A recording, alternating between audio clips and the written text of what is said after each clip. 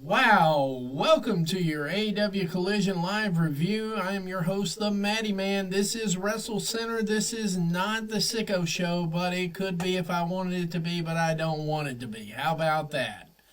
So,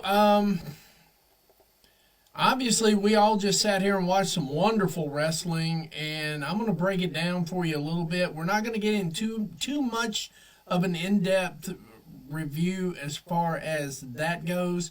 I don't want to break it down move by move. I just want to give a general overview of my thoughts on each one of the matches as we go along, the segments, the whole 9 yards. But I want to get into a couple of pregame thoughts that I had on my mind here. Give me just 1 second because I want to pull this back up. Make sure that I've got it correctly here. Beyond Wrestling has gone ahead and issued a statement ahead of next Thursday, which tells me that both shows are going to be live. And they have basically said, let me go ahead and read this for you. Beyond Wrestling has informed talent that if they pull off their Thursday show this week late for AEW extra work, that they won't be brought back to the promotion. Beyond has run Thursdays in Massachusetts for quite some time. Now, I'm going to get the exact person on that one because I want to make sure I hit the right guy. I don't want to just blanket something and just say, this is this. But I want to make sure I get this guy's name right. I don't want to goof this up. I don't want to get any of this thing out of proportion or anything else. Drew, the maker of the rules, I guess you are the owner of Unscripted Violence Media and a few other things, possibly Beyond Wrestling.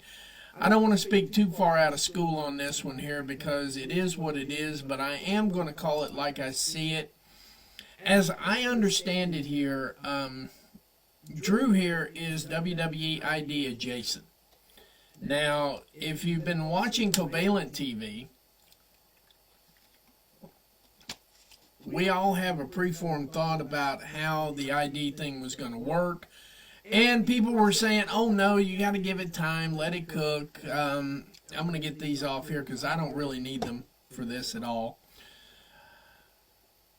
We were told, let ID cook. Let it cook. Let's see what they're actually going to do. You don't know this. You don't know that. You don't know the other. You don't know what you're talking about when it comes to the WWE ID plan.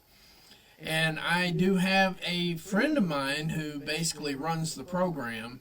So I'm going to keep it as civil as I possibly can. But as far as I'm concerned, if you are running a program and you tell your performers that if they go to work for a rival promotion that is your rival, I mean, obviously AEW is WWE's rival at this point. If there was any question, watch this show back tonight.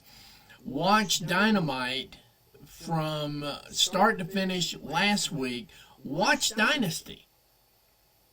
If that does not look like a viable contender to you, your eyes are broken.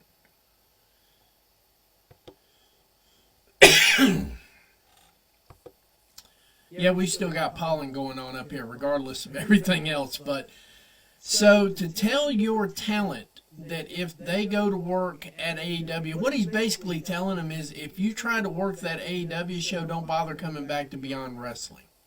If I'm Tony Khan, and I'm not, but if I were Tony Khan, and I saw a notice like that given to the performers, anybody that showed up at AEW, I would at least give them a starter contract, $100,000 a year. Not kidding, not lying. Obviously, Tony Khan's got the money to do it, and I think he should start putting his money where his mouth is on that. Overall, though, what a shitty individual. What a shitty individual. I've seen some of these indie contracts. I've seen some of these indie paychecks. They ain't much. You know? So why in the world, if you've got a shot to double dip, as long as it's not messing up your show, why are you putting something else out there like that? That makes you an absolute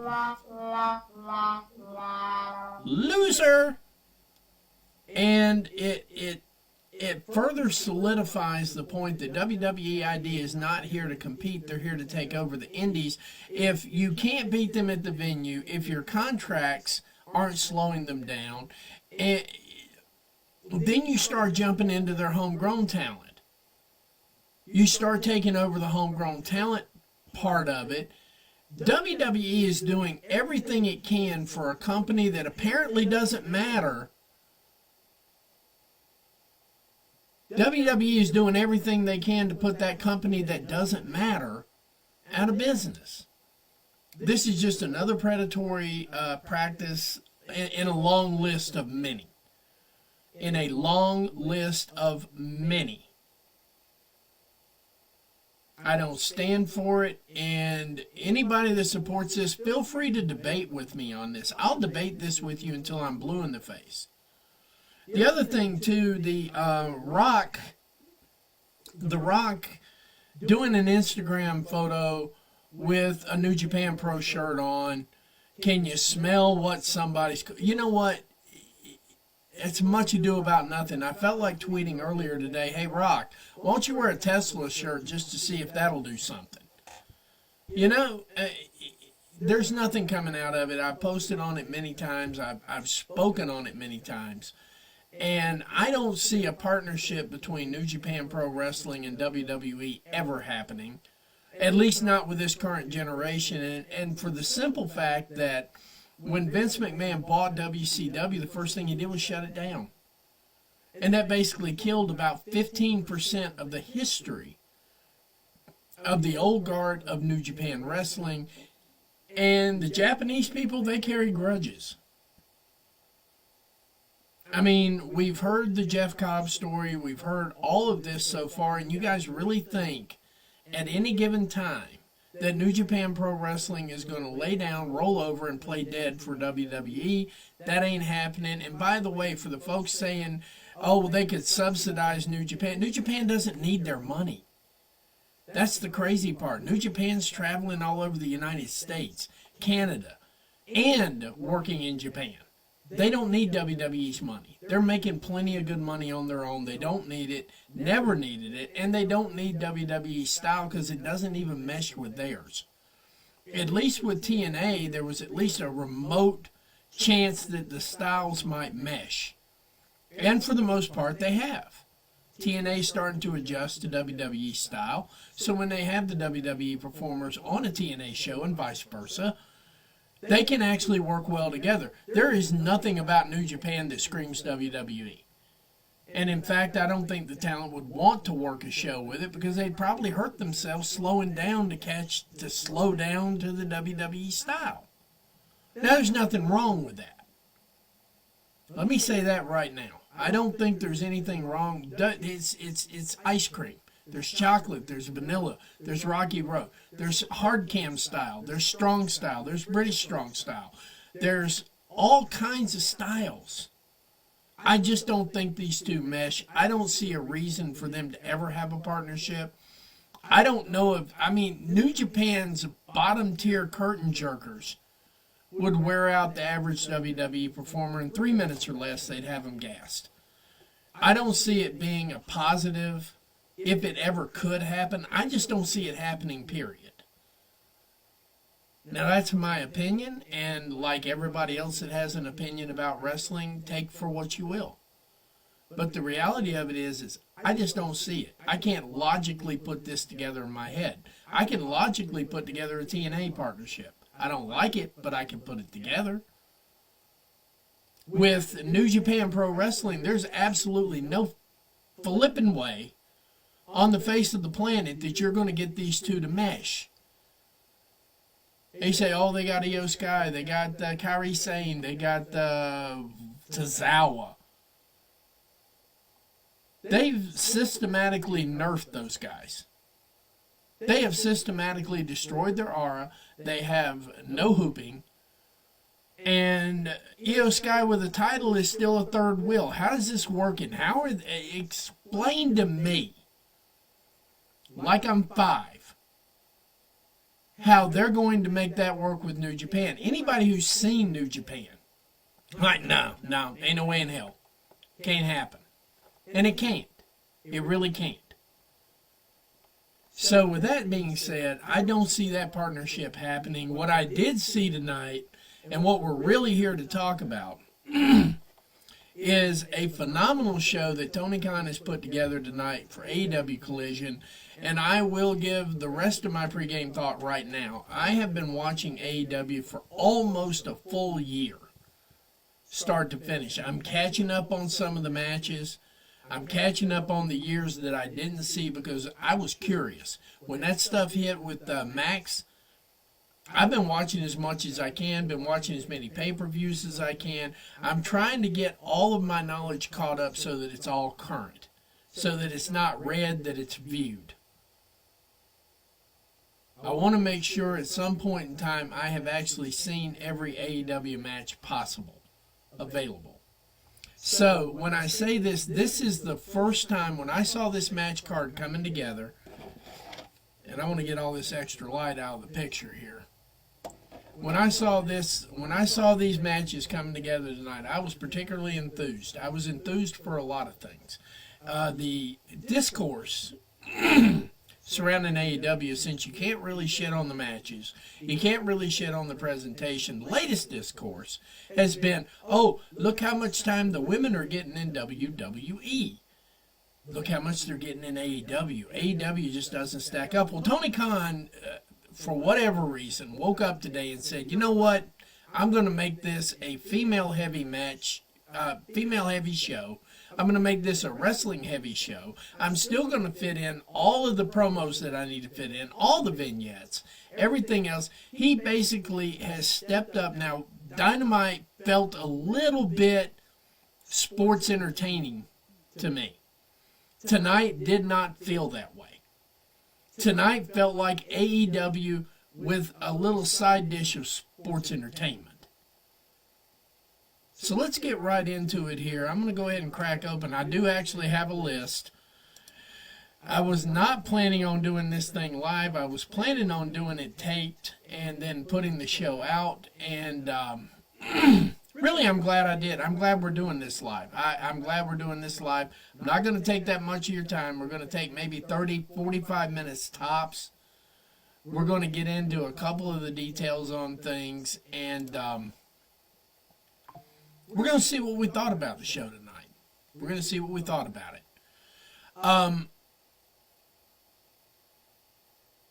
First and foremost, Pac. We saw what happened last week, sir. We saw what happened. We saw the quick finish. We knew something was wrong. I hope you get well quicker rather than later. Hopefully this is just a minor sprain or something like that. We don't have any broken bones. We're going to have to rehab for 2 to 3, maybe 4 weeks, and he'll be back in time for All In. That's the hope. I don't think he's going to make it for Double or Nothing, but All In is definitely possible. So the show opens up with him explaining to us that Pac will no longer be able to defend the AEW Trios title, and that Jon Moxley has invoked, well, they didn't say this, but in the wrestling world, Jon Moxley has invoked the Freebird rule. Jon Moxley has inserted himself in as the third man for the Trios Championships, and they will be defending the Trios titles against the Ops Wednesday at Dynamite, which I'm here for that match. I'm totally here for that match. Get well soon, Pac. For those of you who are not familiar with the Freebird rule, because there's a lot of young folks out there right now, the Freebird rule used to let the fabulous Freebirds pick and choose who they wanted to defend the tag team titles back in Texas. It's a rule that works. You don't have to have 5,000 tournaments. It has always worked in professional wrestling. It's always been a good dynamic. It's always been in the back of the booker's pocket, just in case. The beautiful thing about tag team wrestling in general is that if you keep the Freebird rule in place, which means you can copiously substitute in between a faction as to who's going to defend the tag team titles. Number one, it keeps the match interesting. Number two, it's a good way to cycle through and not get injured. I would like to see them use the Freebird rule a lot more often than they do, especially when you've got a bigger faction like the Death Riders. If the Hurt Syndicate expands to 3 or 4 more players in the game, I'd like to see them use it. Because in my estimation, the Freebird rule is intelligent because it keeps the wrestlers healthy. They don't have to work as hard, and it keeps it interesting because you never know who you're going to face. But get well soon, Pac. Sorry about that injury, man. I knew it happened when it happened on the show. I'm like, no, something's wrong. They're going for the quick pin. I realized that match got changed in the ring. They got to the actual agreed upon finish. It took them a few minutes to get to it, but they got to it. Get better, Pac. Hope to see you back by All In. That notwithstanding, FTR took to the ring to try to explain their attack on Adam Copeland. First off, them calling him Adam Copeland and not Cope, that's something that stuck out to me. Maybe that's a realization that Cope is not going over as well as they thought it would. Not to mention, FTR did something at Dynasty that almost didn't make sense. This turn almost didn't make sense because it felt more like it was led by Cash than it was by Dax, and Dax was the one that had been running around for weeks with the hard feelings and everything else. So for Cash to pull it off, it was already feeling kind of weird. But they managed to pull it off and get everybody's attention. I wasn't sold. Cash did the lion's share of the work on the mic, and I still wasn't sold. Now, at the end of the segment, when Garcia does come out, they call Tony Schiavone into the ring. Basically, Dax was saying, you had a lot to say last week, now say it to my face. Kudos to Tony for actually stepping up and not cowering and saying what was on his mind. He basically gave sort of a repeat of everything else. Then they start to try to beat him down. Nigel pops up, jumps in the ring to save, and then comes Daniel Garcia from behind, and they deck Daniel Garcia. And Daniel Garcia's like, what's up, bros? What's up? What's going on here? So on and so forth. And they act all apologetic. So I'm guessing that the thing is going to be with them that they beat the hell out of somebody accidentally and then fake apologize to them, as we'll find out later on in the show. I don't know what they're trying to do here. This is the part of it that really, they took something that was already confusing and made it even more confusing, if that's even indeed possible. They managed to do it. Don't know how they did it. Managed to do it.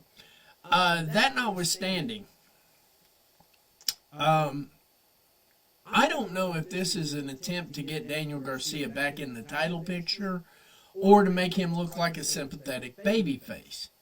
I don't know where they're going with this. But wherever they're going with it, I hope it does not land Garcia into a bigger title picture, because he's obviously... I'm going to be easy on him because everybody else is so hard on him. Daniel Garcia with another 30 pounds and a little bit of acting or a manager could actually be a good mid-card wrestler. I know that doesn't match up with what I say on the regular.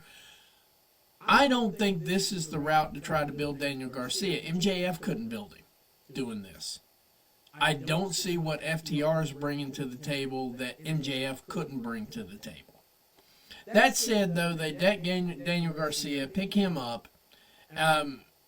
It was a little bit of melee there. Tony Schiavone did not actually get hurt in this.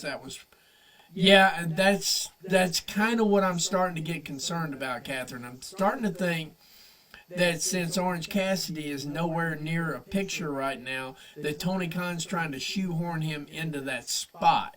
Which, don't get me wrong, if they get rid of Orange Cassidy, I'm there for that. I don't think Daniel Garcia fits this mold, not with the build, not with his lack of charisma, because he's great until the mic gets in his hand. And I won't say then the bell rang, because Daniel Garcia has put on some good matches. Now, has he put on top-tier matches? No. Has he put on solid mid-card matches? Close. Has he put on opening matches? Yes. He could be your solid opener. I don't think he's a heater for anybody, though. I don't see him being a heater at all for anybody on the roster right now or ever, for that much. I don't see him being the man in that position. But what I do see is that he has a certain amount of charisma with people.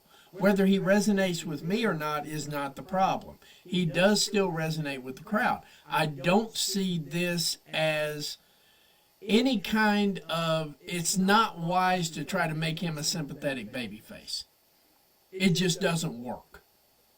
It doesn't work. It hasn't worked. It didn't work when they did it with MJF.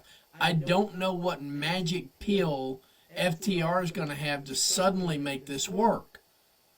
I don't see it happening. That's just me personally.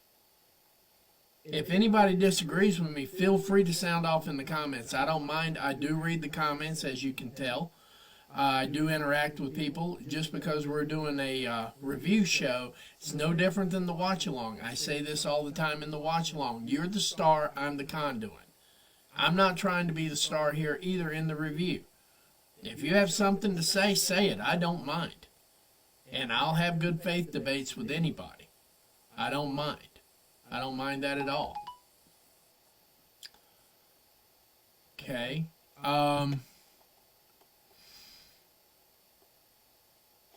Sorry, I just caught a text from somebody. One of my friends just landed in the ER. This has not been a great day for a lot of people, and I have dodged it with my allergies. And shout out to Jen. Jen shows up for the show every once in a while. Jen is in the ER right now. I will find out after the show as to what the problem is and report back. Jen is a friend of the show.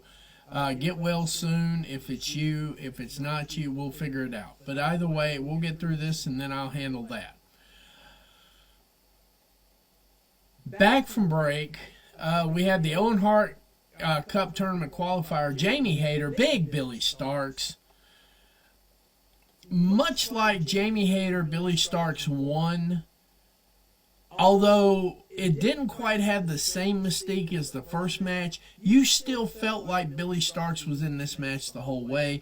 Billie Starkz held her own. Once again, I keep saying this over and over again because it still hasn't stuck. Billie Starkz is 19 years old with 502 matches under her belt and a GPA of 4.0. Thank you for that, Catherine. I'll be happy to share that too when I do talk. Friend of the show, like I said.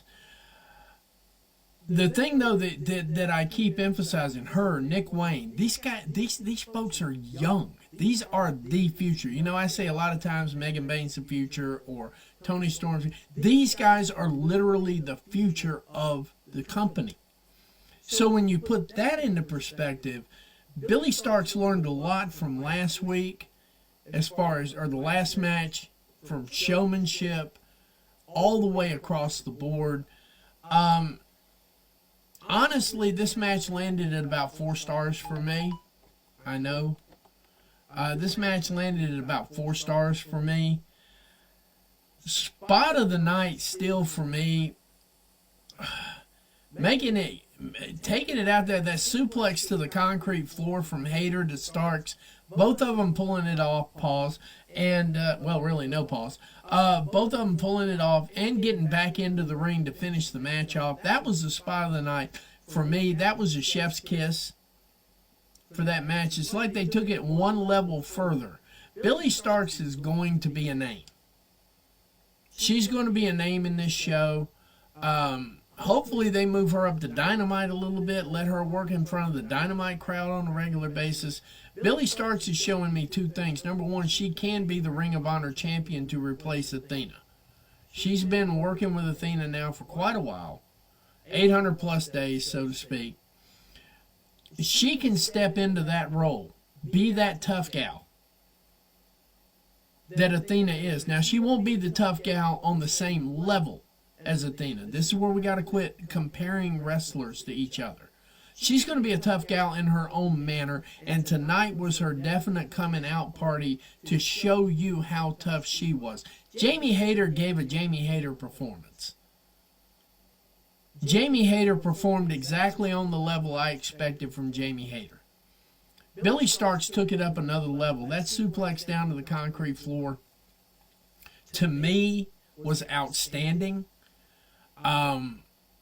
I had zero issue with it. As long as they're okay, there's no CTE there. I don't think there was any CTE. They didn't seem like they were groggy, drowsy, or anything else in the ring. So either she sold it really damn well or it didn't happen, and she's just one tough gal.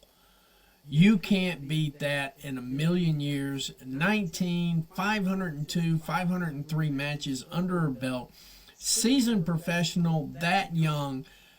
Prodigy doesn't begin to describe it. Everybody calls Roxanne Perez the prodigy. This is the prodigy. And I will stand on that. I'm impressed by her work. I'm impressed by her moves. I'm impressed by how well she flows in any match. She flowed really well with Mercedes Moné. She's flowed very well with Jamie Hayter twice. Took it up another notch. Jamie Hayter picking up the win, though. Moving on to the Final Four, so to speak. The Final Four for Jamie Hayter. In an impromptu match. Ahead of that, though, Claudio Castagnoli and the rest of the Death Riders accept the Trios Challenge from the Ops. That was a great segment. Jon Moxley coming in with the encrypted promo yet again. One second.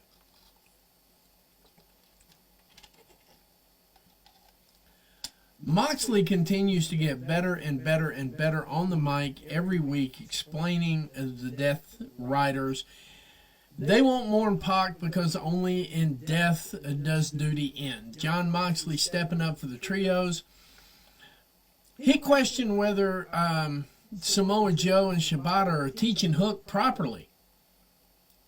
But he called him Sweetie Boy and told him not to worry. And that exit, when he looked clean into the camera and said, "You know, chicks dig scars." From a guy's perspective, totally sold on this match next week. I'm anticipating it. My investment in that match went up about 30 notches. Because we already know that there's going to be some damn good violence in that match. We know that that match is going to cook on levels that most matches don't cook. It would not have cooked at the same level were it not for Moxley being available for this match. He has managed to talk this match up to another level. And for those people who say Moxley can't work a mic, get your ears checked. It's just not another way to say it. Get your ears checked. And then, one of my favorite tag teams on the planet, Gates of Agony, haven't missed a match of theirs in a very long time. They were one of the few that brought me actually into the show. Got me involved in this show. I really appreciated it. I appreciate them for what they do. They pulled up for a squash match. Don't even remember who they were fighting against. It was not a contest. It was over before it even started. And, yeah, they defeated, Smash and Burn. I do have the names for it. This was a power squash. I mean, this was not even close. Then we go back to a backstage segment there. FTR's trying to get out the building. Daddy Magic and Cool Hand Angelo confront FTR, telling them they will not let FTR take the soul of Daniel Garcia. I can talk. will not let them have the soul of Daniel Garcia, and they will not let Garcia be fooled by the babyface act and all this. And FTR just, they kind of stood there, and every time they try to talk, Daddy Magic would be like, shut your mouth. It was a pretty decent back and forth. I'm 100% convinced that Cash Wheeler is going to emerge as the mic guy for this team.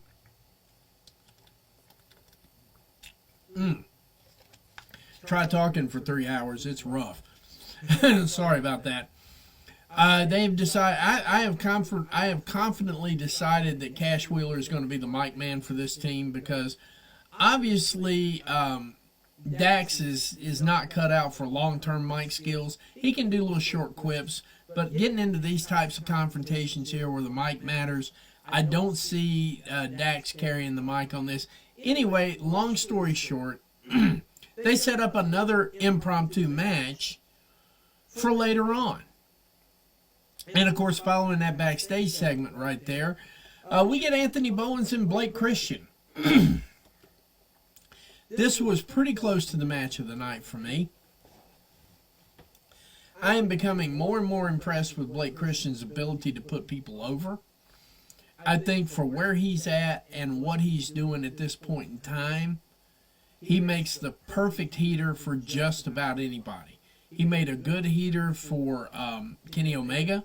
He made a damn good heater for Anthony Bowens. Made it look like a competitive match. Sold well, worked well. Anthony Bowens sold well, worked well. Both of them.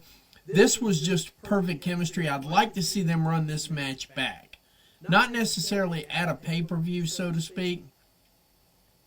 But I don't think we've seen the last of this Blake Christian Anthony Bowens thing.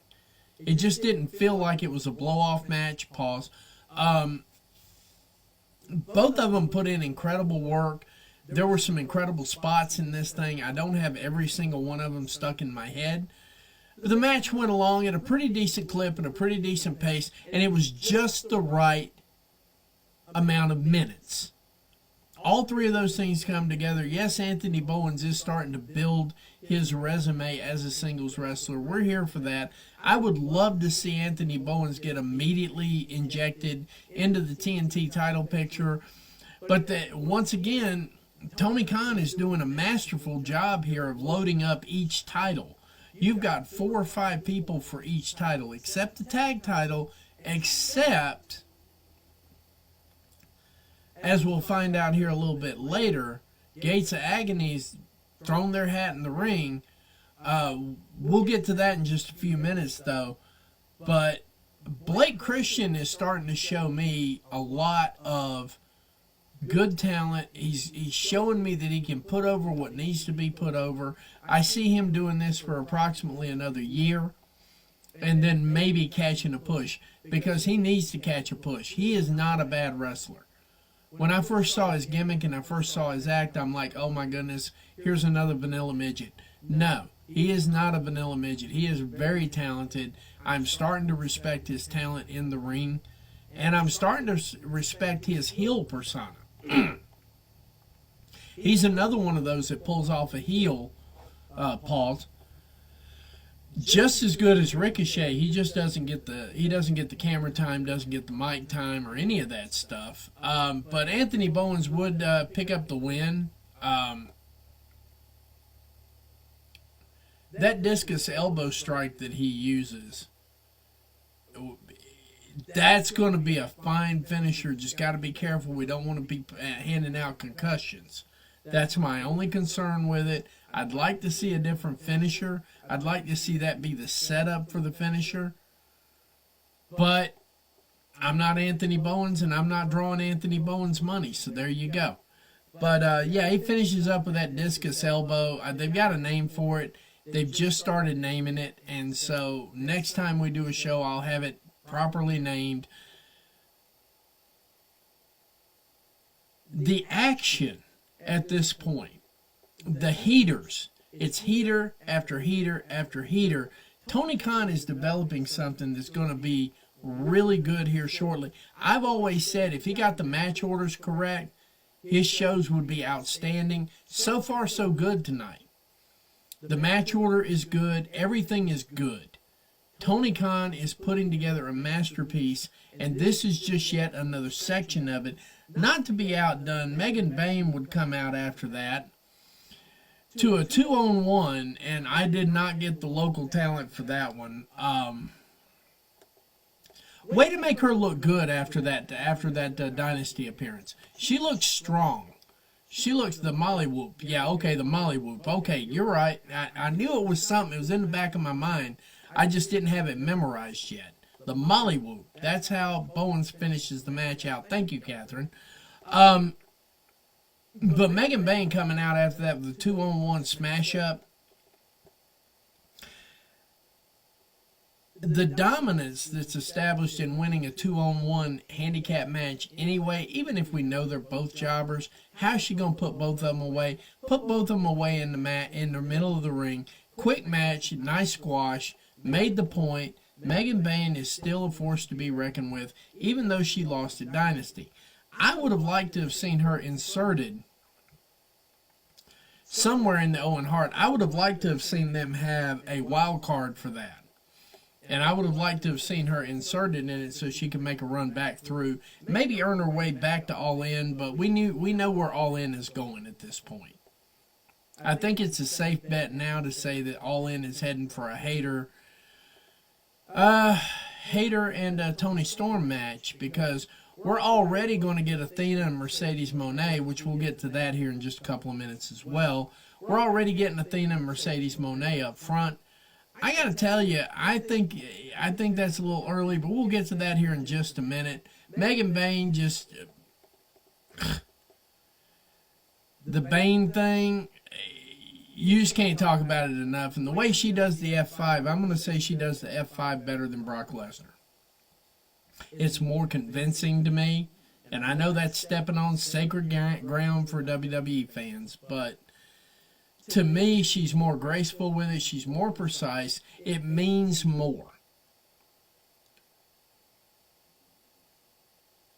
I can't talk enough about that one. Then, as if we weren't already heated up enough, Kevin Knight, AR Fox straight off, fresh off of his AEW Dynasty 0-hour show where he got a standing ovation, coming in to go one-on-one with Kevin Knight. That was, for me, where I figured the match of the night was going to land, and it landed right exactly where I thought it would be. This was a technical and clinical masterpiece between these two guys. AR Fox hitting some crazy moves, Kevin Knight hitting some crazy moves.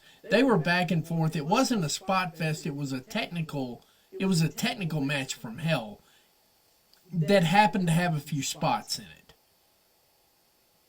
A lot of things that AEW catches criticism for that the other product does not catch criticism for. They put on a really good technical match. I was highly impressed. AR Fox needs to be a main roster stay. AR Fox needs to start picking up pins. I don't know how we're going to do it, but Tony, make it happen. AR Fox is putting on some good work. He's putting on banger after banger after banger after banger after banger.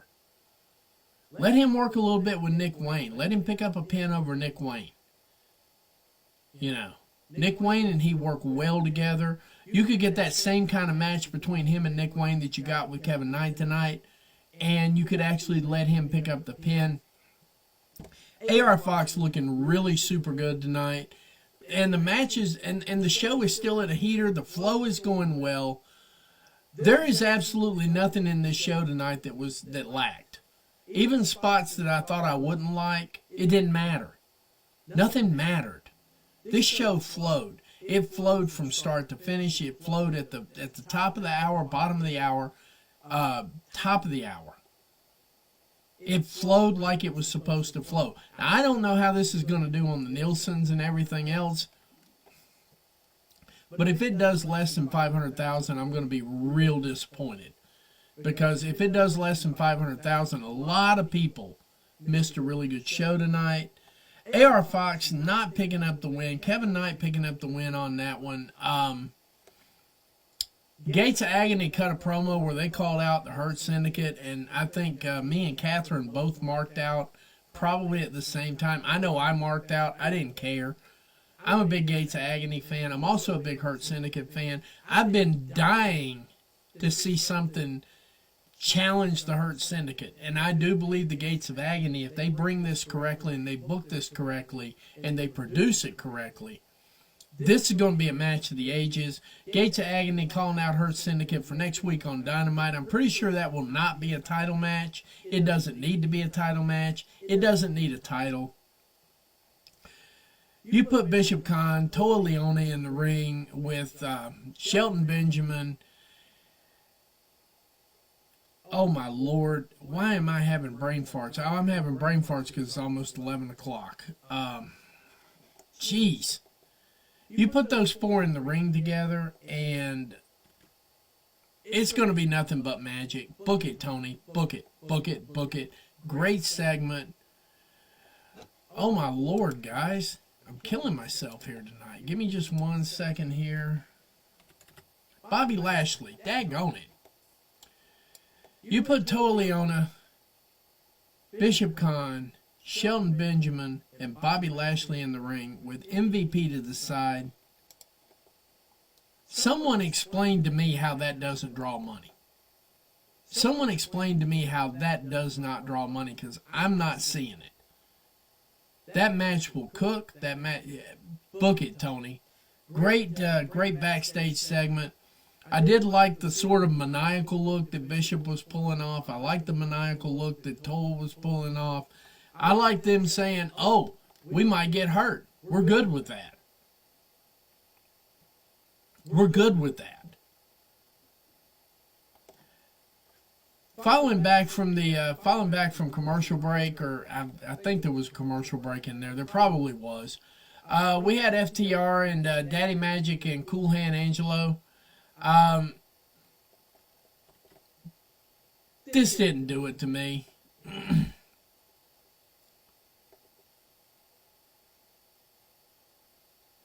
Newly introduced Ring of Honor Women's Pure Championship. That's going to cook. Good call, Catherine. Good catch. Some stuff you see live here. You know, Tony Khan just revealed and confirmed the newly introduced Ring of Honor Pure Women's Pure Championship. The winner will be crowned as Supercard of Honor. Let me just go ahead and drop that right there where it needs to be. Thank you, Catherine. So you get live feed, live takes on this show.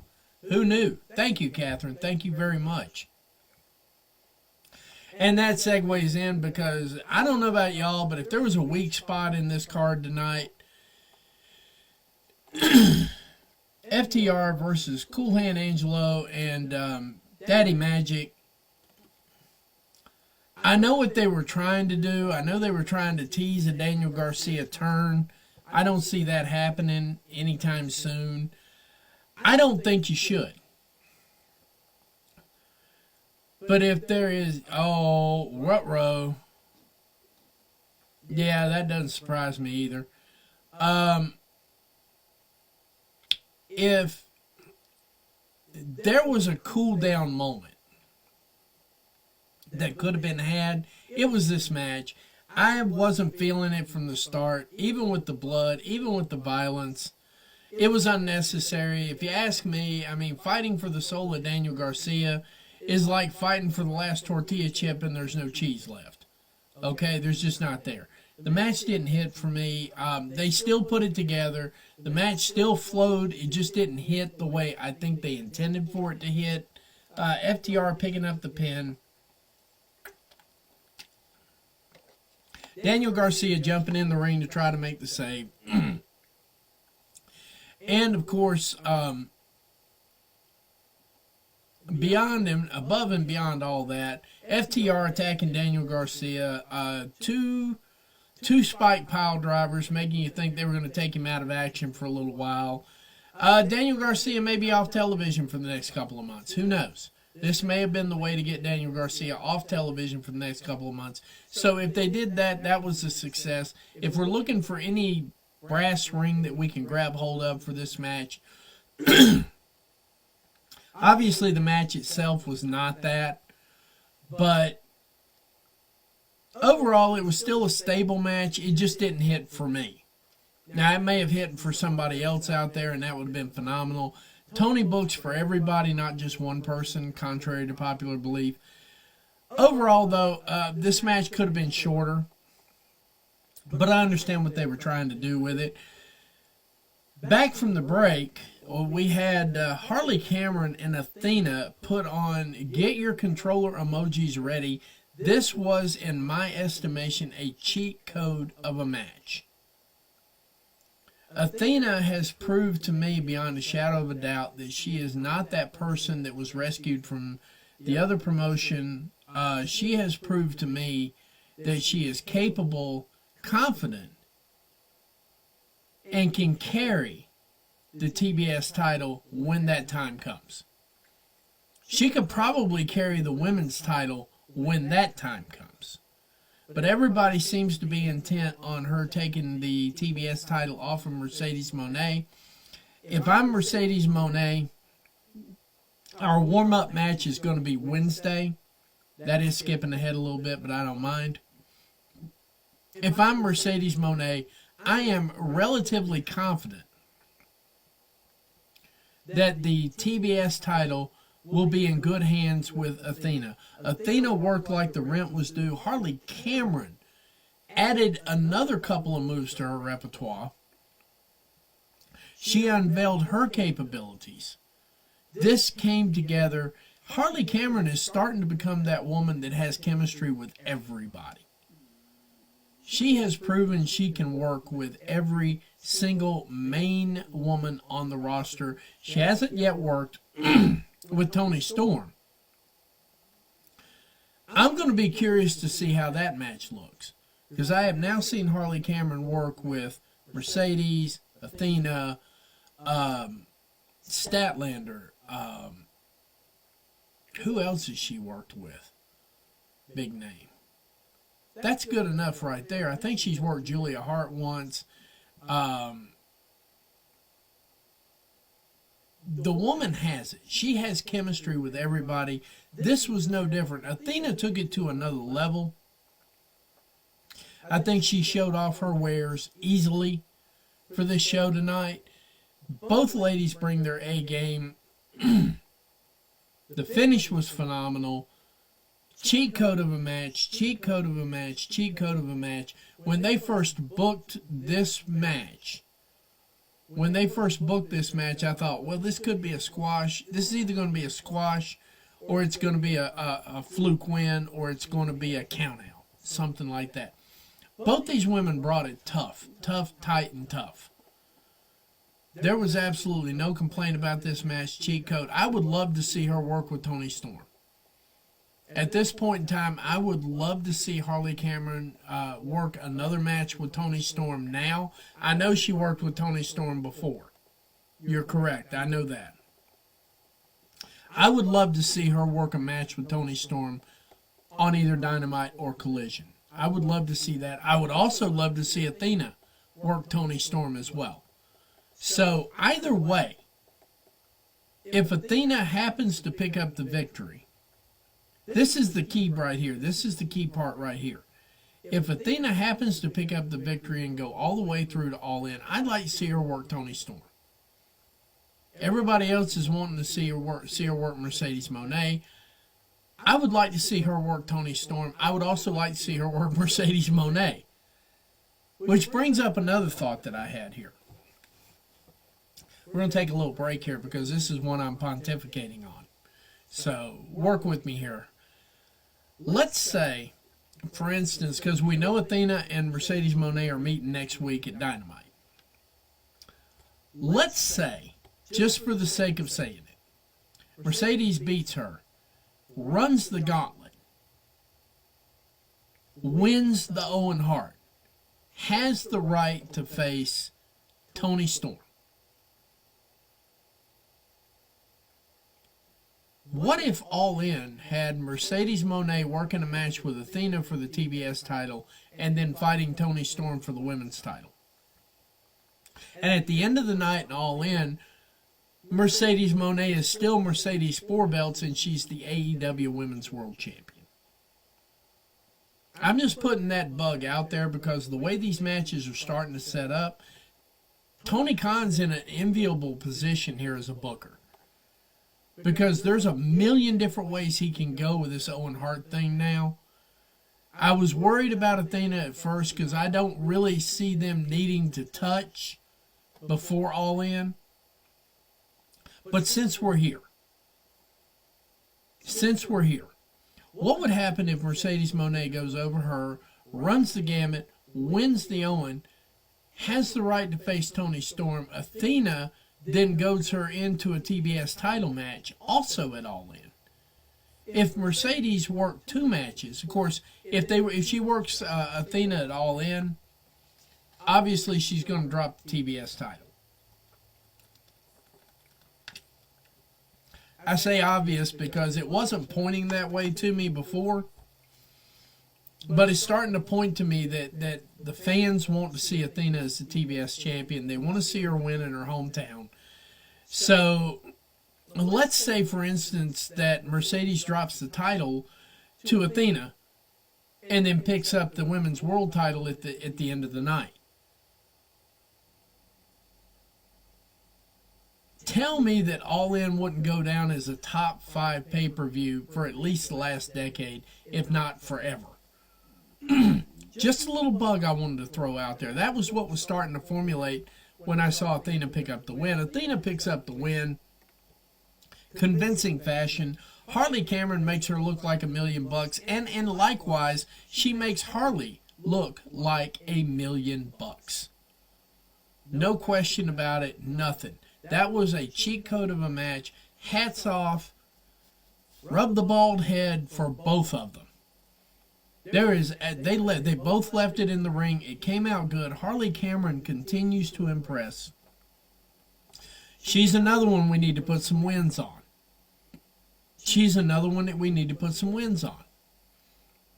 Because she's jobbed out a few, and I wouldn't say jobbed, more like enhanced a few talents. Time to start enhancing her as well. Tony has the craziest problem as a booker. You have so much talent that you can put over now.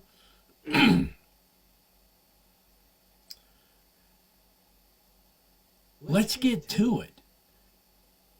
Because the sky's the limit with AEW at this point. I think the one thing that I'm seeing out of all of this, the sky is the limit talent-wise, and he's getting to where he can put on a super card. If you think 10 matches or something, he could put 15 matches together. All In could easily be 15 matches. And I'd be there for all 15 of them. I'd be exhausted, but I'd be there for all of them. That's fact. But just a bug to put in your ear, just something to think about. What would happen if Mercedes ran the gamut, got the shot against Tony, dropped the title to Athena, picked up Tony's title, and remained Mercedes 4 belts? Just something to think about. Something to put out there. Something to think about. Our main event of the night was Konosuke Takeshita and Big Brody King. Yet another talent, Big Brody King, having some great matches. They let him go over Lance Archer. Crowd went nuts. Once again, another unfortunate placement there because he had to fight Konosuke Takeshita, who did come off a serious win against Tanahashi last night and working tonight as well. Takeshita, by far and away, even without a title, is the Wrestler of the Year. He's making his way onto my list. He's in my top 3 right now for Wrestler of the Year. And this is why. This is at least a mini cheat code, which Brody King doesn't have many of those right now because it's just a big man-on-man match. He usually fights the big guys. Rarely do you get a cheat code out of this, but we have a cheat code tonight. I can't begin to tell you how heated this match was for me. I was on pins and needles. I didn't know who was going to win. Shout out to Brody making Takeshita look good. Shout out to Takeshita making Brody look good. Both of these guys look good. And Julia Hart as a side, as a valet, if you will, on this. I would never call her a valet. She's accomplished in my eyes. But taking the valet role tonight added that little extra layer to it. There was a little bit of drama there. There was enough drama to keep you involved. This match heated itself over and over and over again and got better and better and better. The crescendo of 2 knee strikes, not putting away Big Brody King, then having to drop the knee pad and take the old man out the hard way. Absolute masterpiece, chef's kiss on the top of a phenomenally flowing match tonight. Tony Khan is proving to the world right now, right here, right now, that not only can he book sports entertainment when he needs to, but he can actually book AEW with a little dash of sports entertainment in key places, in key areas of the runtime of the show.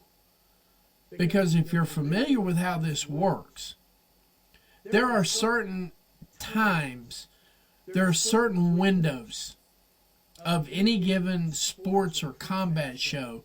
People tune out, they tune back in. And people coming in tune in to see what's going on, especially if people are screaming for it on Twitter like they were screaming. I kept watching the socials for this tonight. I was watching the socials live to see how many tweets were coming out, to see what was going to trend. And you know, people who were looking at that go, oh, let me check this out. He booked enough sports entertainment in the key times when the key demographics would be showing up to take a peek at the product. He booked it. It was almost like, okay, they're going to tune in now. And he would drop in a little tidbit. Then he'd go back to the AEW style. Then he'd be like, okay, now's a good time for it. Drop in a little tidbit, just a little bit. This show was far more balanced tonight. It was probably wrestling heavy. I'm going to be surprised if it was promo heavy. It didn't feel promo heavy. It felt wrestling heavy. And he had just enough squashes in just enough places. Everything flowed. This is the show I've been wanting Tony Khan to book. He hit the times, he hit the spots, and he still closed it off at 10 p.m. on the dot. No overruns. Bell to bell, finish to finish. Takeshita picking up the win. The way Takeshita picked up the win was sort of sports entertainish, but it was still AEW style. Tony Khan put together a masterpiece tonight. I have no complaints on this show. My overall rating for this, I'm going to give this an 8.7. Really, I should give it. Okay, I'm changing my mind here midstream. I'm giving this show a solid 9. The only reason it wasn't a solid 10 is that FTR match just did not hit for me, but it hit for other people. The crowd was into it. It just didn't hit for me. But it did its job. Mission accomplished. If that match had hit a little bit heavier, I would have been at a 9.8 easily. Moment of the night. Tony Storm, I totally glossed over. I missed it, but, you know, it's just because there was so much going on. That one slipped on me. The Tony Storm segment where she was talking in the women was another Tony Storm masterpiece on the mic. And her quips, her jabs, everything. Especially the part talking about Jamie Hayter saying no one draws money dressing in clothes from a completely different era. Just absolutely slammed. That was just absolute perfection to me. Moment of the night, Tony Storm's little backstage segment. That was well needed. That was needed. That was a good palate cleanse from last night's debauchery that they referred to as professional wrestling. Overall, if Tony Khan continues to book at this level right here, I don't see a problem with, by the end of the year, AEW, Dynamite, and Collision pulling in close to $1 million just on the Nielsen's alone. People are going to tune in for this. This is a good show. This is how you book professional wrestling, and you give a little bit of sports entertainment out to the people who dig sports entertainment. This thing was about 10% sports entertainment. Now, Wednesday night I felt like was about 30-40%, a little too much for my taste. You know, everybody else raved about the show. I thought it was a little too sports entertaining for me. Tonight was an absolute beautiful mix of all of that. Tony Khan put on a beautiful show. I'm ready for Wednesday to be here already. I'm ready to be here for Wednesday. We've got almost 169. We got almost 170 viewers tonight. I want to thank all of you. I do. But I'm really, really ready for Wednesday, Thursday. I'm ready for that back-to-back night. We're going to be doing live watch-alongs as well under the Sicko Show banner. I will not be doing reviews of that because I have a real sneaking suspicion Covalent TV is going to be doing reviews, and I just really don't want to try to compete with them. I don't want to take any of their thunder. I want them to have everything that they have. And I support that show as much as they support this show. We're friends, and, you know, they've got a leg up on me. I want to see them grow first. When I get ready to do review shows, I'm going to do them live on my new TV channel. I have an over-the-air channel coming shortly. I'll do what I got to do over there, but I'm going to support them as well. But we're definitely going to be here back-to-back Wednesday and Thursday for the watch-along. Also, we're going to be doing a Progress Wrestling. This is going to be crazy, guys. Collision will be off the air at 10 p.m. Progress Wrestling will be live Friday morning at 2 a.m. on the Eastern Starboard.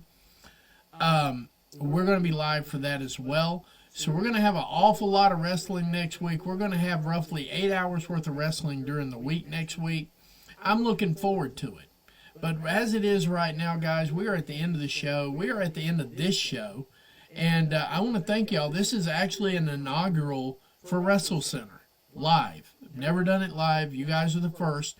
Thank you for showing up.